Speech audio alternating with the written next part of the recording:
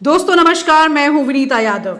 BJP की पहली list आ गई और इस पहली लिस्ट में कई लोगों के नाम गायब भी हो गए, लेकिन बहुतों के नाम बिल्कुल ठीक ठाक रहे। और एक बड़ा फॉर्मूला जो कि बीजेपी इस बार अपनाने वाली थी, जो कि पीएम मोदी का फॉर्मूला था, वो फॉर्मूला इस बार नहीं अपनाया गया। क्या बड़ी वजह है, ये सोचने की बात है। और ये फॉर्मूला था जिसकी चर्चा जोर शोर से हो रही थी कि 70 पार वाले जो लोग हैं उनको घर का रास्ता दिखाया जाएगा और 75 पार वाले तो सोचे ही ना कि वो लिस्ट में आ सकते हैं। लेकिन इस बार बहुत हैं जो 70 पार और 75 पार वाले हैं, लेकिन वो लिस्ट में हैं और चुनाव लड़ रहे हैं। किस किस को रास्ता दिखाया गया घर का और क्यों दिखाया गया, और कितनों को अभी भी लिस्ट में रखा है जिनके लिए काफी चर्चा हो रही थी कि ये लिस्ट में नहीं होंगे। आखिरकार ऐसी कौन सी वजह है जिसके चलते इस बार बीजेपी ने अपने पुराने चेहरों पर ही वापस से दाव लगाया है। ये चर्चा काफी दिन पहले मैंने अपने एक वीडियो में बताई भी थी कि बीजेपी अपने पुराने चेहरों पर दाव लगाने जा रही है। इस बार की एक ऐसी कुछ सर्वे रिपोर्ट है जिसमें यह खबर है कि बीजेपी को कई जगह बहुत डेंट हो सकता है, लेकिन उस डेंट से बचने के लिए बीजेपी अब इंटरनली कोई और ज्यादा पंगे नहीं लेना चाहती है। ऐसे किसी भी चीज से नहीं खेलना चाहती है जिसको लेकर वो खुद आश्वस्त नहीं है। ऐसे में उन्होंने उन तमाम रूल्स को पीछे रख दिया और इन लोगों को आगे कर लिया जिन्हें पीछे रखने की बात की जा रही थी। इसके अलावा जैसे कि आप जानते हैं कि बहुत सारे राज्यसभा के सदस्य हैं जो कि उनके लिए पार्टी का चेहरा बने हुए हैं नेताओं के तौर पर, उनको भी इस बार लोकसभा के मैदान में उतार दिया है। जिन्होंने कभी भी लोकसभा की मिट्टी को चखा नहीं था, अब उन्हें भी उस मिट्टी को चखना पड़ेगा और फिर उसके बाद अपना दम दिखाना पड़ेगा। यानी कि ये तमाम मठाधीश के तौर पर जो राज्यसभा में बैठे थे, अब वो लोकसभा में भी उन्हें जमीन पर उतरकर अपना दम दिखाना पड़ेगा। आइए बात करते हैं वरिष्ठ पत्रकार से और ये समझते हैं उनसे कि ये जो पूरी लिस्ट निकली है बीजेपी की, इसका पोस्टमार्टम हुआ है या फिर अंदर कुछ और पोस्टमार्टम हुआ है जिसके चलते ये लिस्ट बनकर सामने आई है। क्योंकि ये समझना बहुत ज़रूरी है कि ये लिस्ट आखिरकार किस तरह से किसको कितना मजबूत करने वाली है। क्योंकि बीजेपी ने अगर इन पुराने चेहरों को मैदान में उतारने का वापस से मन बनाया है तो इसके पीछे कोई तो बड़ी वजह है। क्या वजह है, इसे समझने की ज़रूरत है। आइए बात करते हैं मुकेश कौशिक जी से। मुकेश जी, यहाँ पर बीजेपी ने 195 लोगों की जो पहली लिस्ट जारी की, उस लिस्ट में काफी सारे वो नाम भी हैं जो कि उम्मीद नहीं किए जा रहे थे। जैसे लगभग माना जा रहा था कि राजनाथ सिंह जो हैं अब उनको रिटायर करने की पूरी कवायद चलेगी, पूरा मतलब मान लिया गया था कि आगे वो किस तरह से सिचुएशन जाएगी। लेकिन यहाँ पर उनमें एक तो अचानक से जान आ गई। पिछले कुछ वक्त से राजनाथ सिंह बड़े खुश दिखाई भी दे रहे थे और फाइनली उनको लोकसभा टिकट जो है मिल गया इस बार का। खैर, ये भी अपने आप में बड़ी अजीब बात है, इतने बड़े नेता को सिर्फ एक टिकट मिलने से इतनी बड़ी खुशी उनके चेहरे पे दिखाई देने लगती है।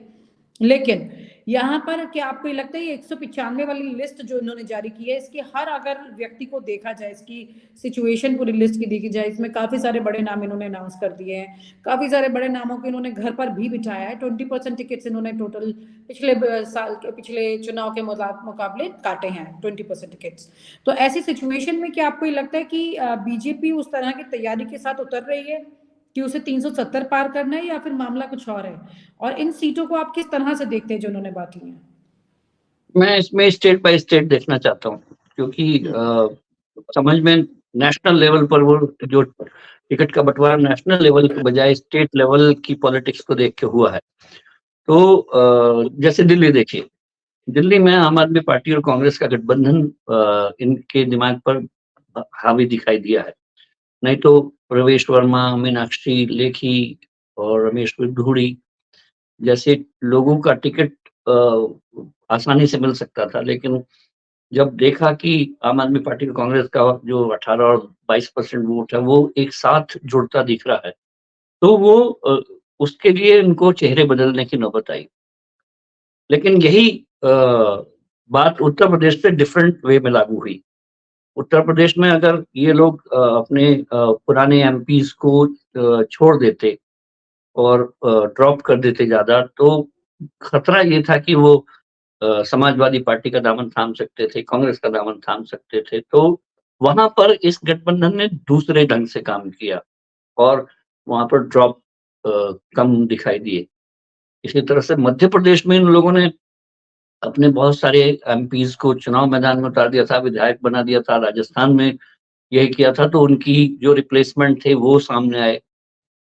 मंत्रियों की कंटिन्यूटी मुझे चौंकाने वाली लगी, क्योंकि ऐसा लगता था कि सरकार अपने मंत्रियों का नया चेहरा अगले तीसरे कार्यकाल में अगर खुदा न खास्ता आते हैं तो वो बदलेंगे, लेकिन वो टीम मुझे लगता है कि पुरानी की कंटिन्यूटी वहां पर है। नरेंद्र मोदी समेत 34 मंत्रियों को टिकट मिले हैं और टोटल मिला के अभी लगभग 65 टू 67 मंत्री हैं, और उसमें बाकी मंत्रियों के भी भाग्य का फैसला होना है। और थर्ड एक सिनेरियो था कि राज्यसभा वाले लोगों को लोकसभा की ओर भेजना है, उनको चुनाव मैदान में उतारना है, तो वो भी 7-8 चेहरे हैं जो चाहे वो मुरलीधरन हो या राजीव चंद्रशेखर हो, एक दो और नाम हैं जो मंत्रियों के हैं और राज्यसभा से कोटे से थे वो। तो ये एक एक कॉम्बिनेशन ऑफ कंटिन्यूटी और बदलाव पार्टी में दिखाई दिया है, लेकिन वो 370 पार वाला भरोसा वो होता है जिसमें मैं किसी को भी खड़ा कर दूं और कोई भी जीत जाए। वो वाला वो वाला मुझे लगता है कि चुनावी जुमला अभी ज्यादा है।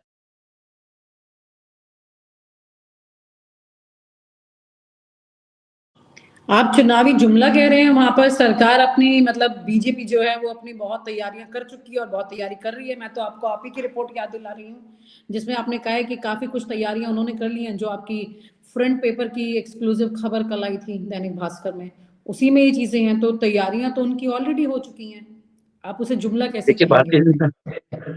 मैं प्रशांत किशोर के वर्ड चुराना चाहता हूँ यहाँ पर कि भारतीय जनता वो पार्टी है जो उसको 100% अगर किसी पार्टी की सीट का हारने का एहसास हो, तब भी वो 100% उसको जीतने की कोशिश करती है।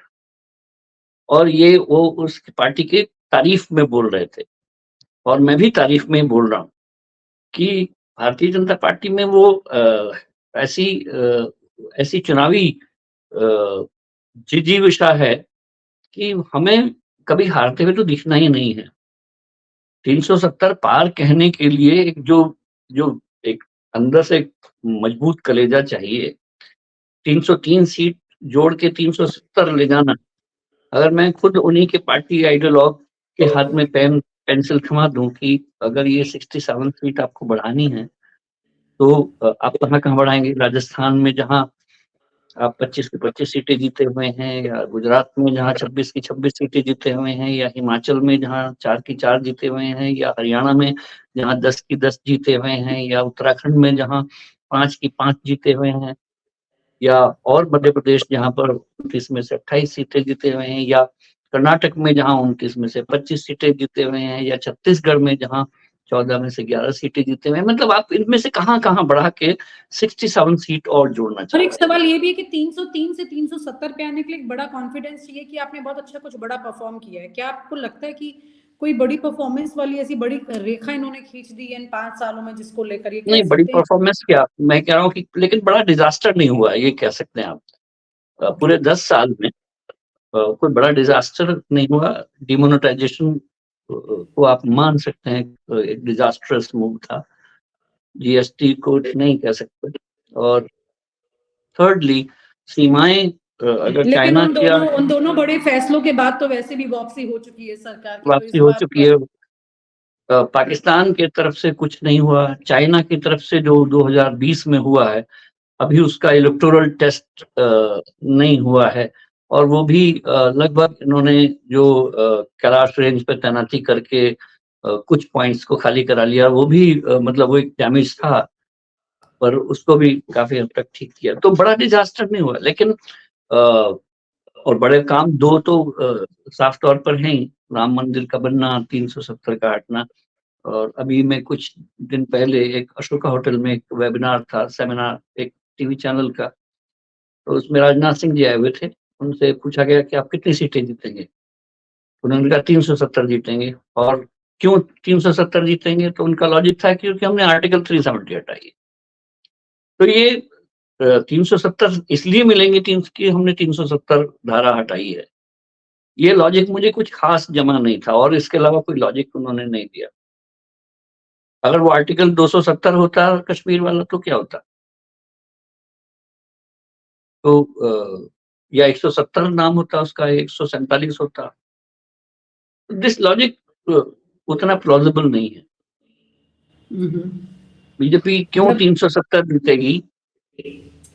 तो आप ये ये कह रहे हैं कि 370 की बात वो सिर्फ महज एक कन्विंस करने के लिए कह रहे हैं, इसका कोई नहीं, गणित नहीं कन्विंस क्या, देखिए ये स्ट्रैटेजी है, ये जुमला है, ये स्ट्रैटेजी है, क्योंकि 370 हम जीतेंगे ये कह के अगर वो 303 पर होल्ड कर पाए तब भी तो जीत है ही। और विपक्ष इस बात से ही खुश हो जाएगा कि हमने 303 से आगे नहीं बढ़ने दिया, सरकार फिर भी वही रहेगी। तो ये तो एक साइकोलॉजिकल ट्रैपिंग है, कहते कहेंगे आप इसको? बिल्कुल साइकोलॉजिकल हेड स्टार्ट बोलते हैं इसको हम लोग, एडवांटेज ऑफ फर्स्ट मूवर। मैंने 370 बोल दिया, अब आप इसको कम करते रहिए, ना भी कम करिए, कितने भी कम करेंगे मेरी 303 आ जाएंगी। और हम लोग इसी बात से खुश हो जाएंगे कि हम लोग 303 पर ही रोक पाए, और हम लोग इस बात, दूसरे लोग इस बात से खुश हो जाएंगे हमने 303 गाई, हमारा बहुमत आ गया।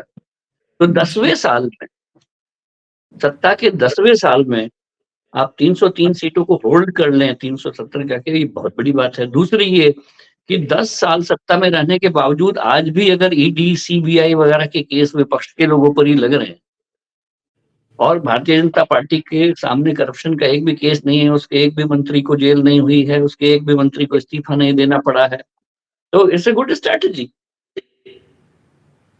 कि सरकार भी मेरी है लेकिन करप्शन भी आपका है।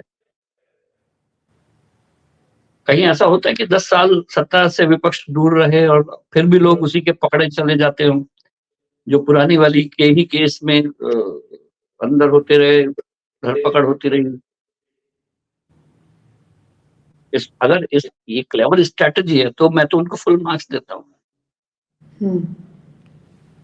तो बेसिकली आपकी सोच के साथ खेलने वाली बात है ये। अभी गणित जो है वो उतना मजबूत है ऐसा नहीं कहा जा सकता है। कुल मिलाकर के देश के मुद्दों पर जो चुनाव लड़ने वाली एक पुरानी रिवायत थी वो यहाँ पर नहीं है, क्योंकि ये रिवायत बदल दी गई है। आज की रिवायत ये हो गई है कि आपकी सोच में कैसे घुसा जाए, बस उतना, आपके मुद्दों के साथ घुसा जाए ये जरूरी नहीं है। बिल्कुल, टीवी चैनल्स पर भी एक वक्त में बड़े हुए दाम दिखाई दिया करते थे, सारी चीजें थी, आज की तारीख में वो नहीं दिखता है। यानी कि देश की जनता के मुद्दे अब बहुत पीछे हो गए हैं, उनकी जरूरत महसूस नहीं हो रही है। यहाँ सिर्फ ये एहसास दिलाने की कोशिश है शायद कि भाई आपको ये चुनाव है और इस पर आपको भावनाओं के साथ वोट देना, दिमाग से नहीं। तो कुल मिलाकर के ऐसे में इस तरह का कोई हथियार अगर कोई भी सरकार या कोई पार्टी खेलती है, चलती है, तो आने वाले वक्त में हो सकता है, क्योंकि भावनाएं तो बहुत लंबी नहीं रहती, हो सकता है कि वो फिर बैकफायर कर जाए, इसमें भी कोई दो राय नहीं है ना मुकेश जी? ये भी एक बड़ी बात है। थैंक यू सो मच, ये बहुत इंपॉर्टेंट चीजें आपने शेयर की हैं डिटेलिंग के साथ में। Thank you so much. और आप हमसे जुड़े रहने के लिए सब्सक्राइब करें YouTube पर, फॉलो करें Twitter पर और लाइक करें Facebook पर। और ज्यादा जानकारी के लिए आपको टाइप करना होगा सिर्फ न्यूज़ नशा।